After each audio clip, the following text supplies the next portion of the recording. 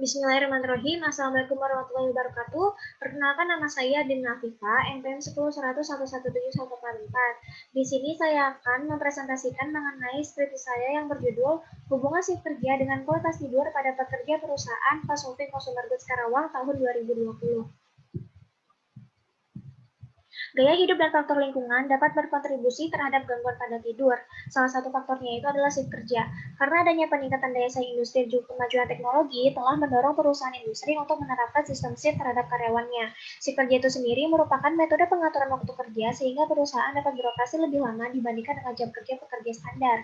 Apabila terjadi adanya sistem shift yang tidak teratur dan juga berkepanjangan, dapat menyebabkan efek yang melibatkan respon biologi seperti adanya gangguan pada tidur. Pengubahan shift kerja dari siang ke sore dan juga malam menyebabkan seseorang mengatur siklus bangun tidurnya sesuai dengan jam kerjanya dan tidak berdasarkan pada ritme sirkadian tubuh. Berdasarkan data yang didapatkan dari American Academy of Sleep Medicine, terdapat 33-50% dari populasi orang dewasa mengalami gangguan pada tidur, sedangkan data dari Kemenkes RI bahwa gangguan pada tidur itu sebesar 57,6%-nya terjadi pada pekerja industri kecil menengah. Hal ini menunjukkan bahwa gangguan pada tidur merupakan keluhan umum yang terjadi pada pekerja industri. Perusahaan yang saya teliti merupakan perusahaan Consulting Consumer Goods Kota Karawang, di mana merupakan perusahaan manufaktur yang memproduksi kebutuhan sehari-hari, di mana perusahaan ini menerapkan pembagian shiftnya itu terbagi menjadi shift pagi, siang, dan juga malam, dengan shift kerja yang diterapkannya berotasi tiap 1 minggu dengan waktu 5 hari kerja dan 2 hari libur. Penelitian ini menggunakan kuesioner PSQI atau Pittsburgh Sleep Quality Index, yang merupakan kuesioner yang menilai kualitas tidur selama 1 bulan terakhir, di mana komponen PSQI ini yaitu sudah tervalidasi dan memiliki 18 pertanyaan, dan pertanyaan tersebut sudah dikelompokkan menjadi 7 komponen yang nantinya akan di-scoring. Dan di mana subjek akan dibagi menjadi 2 kelompok berdasarkan dengan hasil skornya, di mana ada kelompok kualitas tidur yang baik apabila skornya itu kurang dari sampai dengan 5, dan kelompok dengan kualitas tidur yang buruk apabila skornya lebih dari 5. Untuk populasi targetnya pada perusahaan ini adalah seluruh pekerja, dan populasi terjangkaunya itu adalah pekerja shift, karena pada perusahaan ini memiliki pekerja shift dan juga pekerja non-shift. Untuk kriteria inklusinya itu adalah pekerja pabrik yang sedang bekerja saat penelitian, berusia 15-64 tahun, dan mengisi kuesioner secara lengkap. Sedangkan untuk eksklusinya itu adalah pekerja pabrik yang tidak bersedia mengikuti penelitian, tidak dapat membaca, sedang mengonsumsi obat flu atau obat-obatan lain yang menyebabkan efek kantuk, dan juga memiliki gangguan tidur, gangguan medis, gangguan neurologis, dan juga gangguan mental. Untuk metode penelitian dan juga analisis datanya itu, di mana penelitian ini merupakan penelitian kuantitatif observasional dengan studi cross-seksional, mengukur variabel bebas dan juga variabel terikat dalam waktu bersamaan, dan mencari hubungan antara kedua variabel tersebut, di mana untuk analisis datanya itu menggunakan analisis bivariat, hasil perbandingannya bermakna atau tidak didapatkan dari uji kategori tidak berpasangan, yang dapat dilakukan dengan uji chi-square, nilai P bermakna apabila kurang dari 0,05. Penelitian ini sudah mendapat persetujuan etik oleh Komite Etik Penelitian Kesehatan Fakultas Kedokteran Universitas Bandung dengan nomor 049 KPK Unisba 10/2020.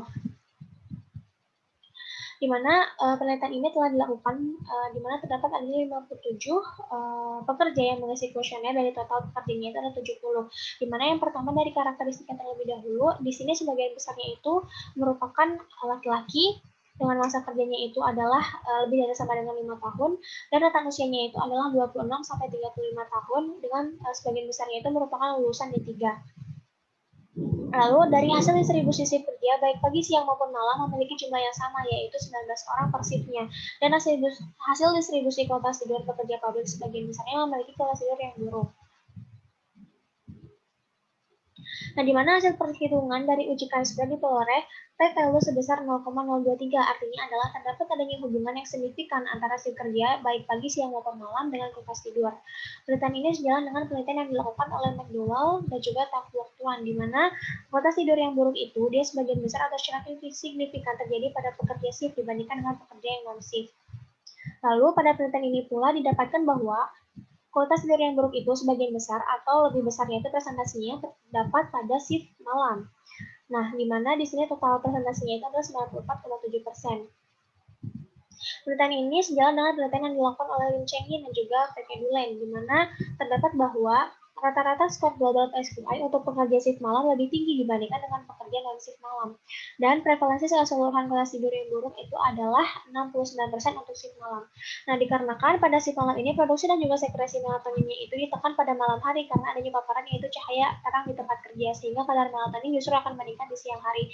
Melatonin yang meningkat tersebut menyebabkan pekerja shift malam sering tertidur di siang hari dan akan terjaga pada malam hari untuk bekerja. Lalu juga penelitian ini di mana untuk perusahaan yang diteliti ini adalah dia itu memiliki rotasi ke depan dan juga rotasi lambat.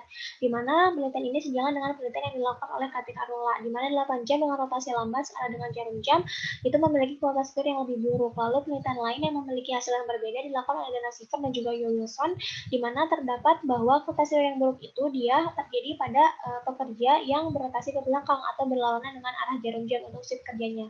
Lalu juga untuk hasil yang berbeda dilakukan oleh Gustafsson. Nah, di mana di sini hasilnya itu adalah berotasi cepat dan juga ke depan, secara jarum jam memiliki masalah tidur yang lebih banyak dibandingkan dengan berotasi lambat ke depan karena memberikan waktu yang cukup bagi para pekerjanya untuk beradaptasi dengan si kerjanya. Lalu selanjutnya, hubungan masa kerja dengan kualitas tidur dan juga hubungan usia dengan kualitas tidur itu memiliki hasil yang tidak terdapat adanya hubungan signifikan antara hubungan masa kerja, baik itu masa kerja dan juga usia dengan kualitas tidur. Penelitian lain yang membahas hubungan shift kerja dengan kualitas tidur menyatakan bahwa terdapat adanya hubungan antara usia dan masa kerja yang dilakukan oleh Joan J. Madrigal dan juga Ziki Zhou itu di mana usia dan juga masa kerja itu menyebabkan adanya kualitas tidur yang buruk dikarenakan usia dikaitkan dengan penurunan dari ekspresi gen dari sel ACN di mana sel ACN itu dia merupakan salah satu faktor yang berkontribusi untuk mengatur dari ritme sirkadian tubuh. Nah, apabila ekspresinya itu dia menurun berarti secara signifikan akan dikaitkan dengan kualitas tidur yang buruk pada lansia. Lalu juga penelitian lain yang dilakukan oleh Wan Sokom itu dia memiliki hasil yang berbeda di mana pengalaman kerja lebih dari 5 tahun dan juga usianya itu dia lebih tua, maka dia itu mayoritas masuk ke dalam kategori kualitas tidur yang baik. Mungkin di sini karena para pekerjanya itu sudah mulai beradaptasi atau sudah mulai terbiasa dengan si kerjanya masing-masing. Di mana keterbatasan dalam penelitian ini adalah keterbatasan dari jumlah respondennya karena penelitian dilakukan pada saat kondisi pandemi dan kualitas tidur itu merupakan atau memiliki faktor risiko yang banyak sehingga si kerja bukan salah satunya yang dapat menyebabkan kualitas tidur yang buruk. Untuk simpulannya sendiri, di mana untuk gambaran si kerja itu terbagi menjadi 3, ada pagi, siang, dan juga malam, dan kualitas tidurnya itu sebagian besarnya masuk dalam kategori kualitas tidur yang buruk, serta terdapat adanya hubungan yang signifikan antara si kerja dengan kualitas tidur. Untuk saran akademisnya itu, di mana peneliti selanjutnya dapat melakukan penelitian dengan sampel yang lebih banyak dan menambahkan variabel lain sebagai faktor risiko dari kualitas tidur. Dan juga untuk saran praktisnya, bagi pekerjanya harus mengetahui dan juga mampu menyesuaikan jam tidur dengan shift kerja yang dilakukan serta dapat beradaptasi dengan rotasi shift kerjanya. Lalu untuk perusahaannya mungkin perlu mempertimbangkan untuk merubah sistem shiftnya menjadi prioritas cepat agar tidak menurunkan kinerja para pekerjanya. Sekian dari saya, mohon maaf apabila masih banyak kekurangan. Dari Taufiq Hidayah, wassalamualaikum warahmatullahi wabarakatuh.